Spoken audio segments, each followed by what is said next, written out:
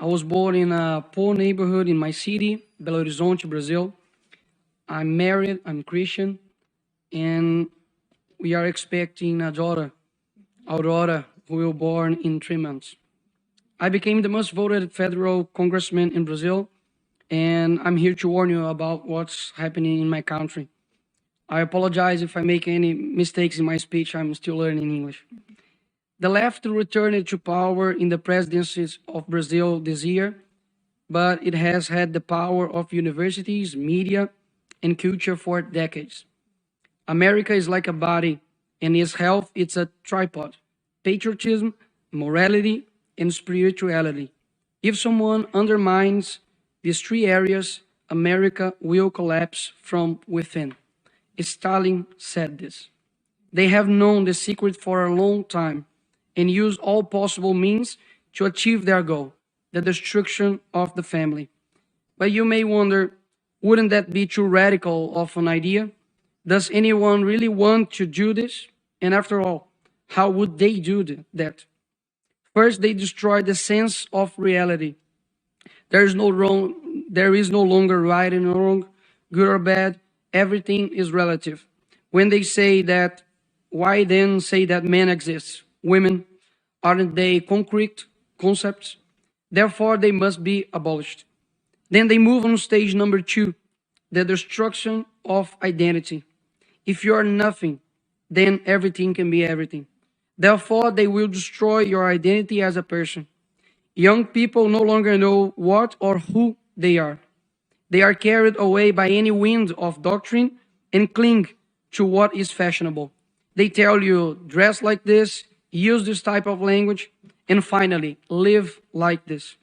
It is the generation most lacking in good references that has ever existed.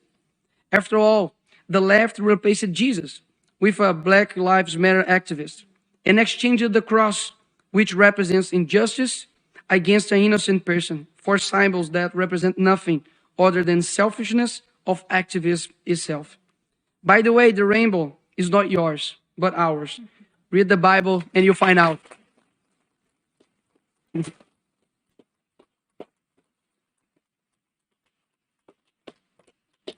Also, beauty no longer exists. The focus is on shocking, whether in fashion, music, films, and TV series. The important thing is to sell a culture that delivers everything you want, except meaning of life. Slaves to their own will. A generation that cannot handle pain, confrontation, much less being told what is wrong. Who exchange their parents' advices for teachers who never carried them in their arms? Who commit the strange of the youth to actions that only serve those who are dominating them? They are too foolish to know that they are being used and who uses them. Like those who campaign for abortion, but ignore that 75 years ago, the Universal Declaration of Human Rights was published, which in its third article states, everyone has the right to life. This is a 12-week-old baby. His or her heart is already beating. It has a fingerprint. There is no one in the world like this baby. When they find a bacteria on Mars, they call it life. But this child is just a clump of cells to them. To those who propagate death and help the largest silent genocidal movement, we will respond with a culture that recognizes the sacredness of life and encourages its acceptance. I renew my commitment of protecting the lives of children, both before and after birth. This is the first and most fundamental of rights. Without it, nothing else is possible. But this is not only tool they use to change our culture. Men who use it to lie about their ages, to go to war and fight for their country, but now lie about their biological sex to compete with women. How did we get to this point? Who is responsible for creating this generation? Where are the men and women with the courage to say they will not bow to tyranny? Are we watching the world collapse in front of our eyes and we are just going to watch it? No. We ain't nobody's slaves. Our freedom was achieved with a lot of sweat and blood. And it would be very naive to believe that it would be not with sweat and blood that we would maintain it. I come here to give a message to all who those still have hope in changing the world. The world will be a better place if there weren't so many people promising to improve it.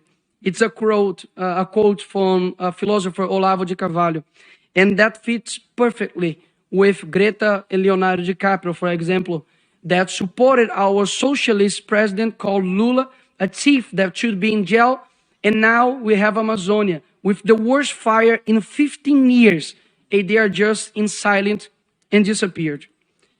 Let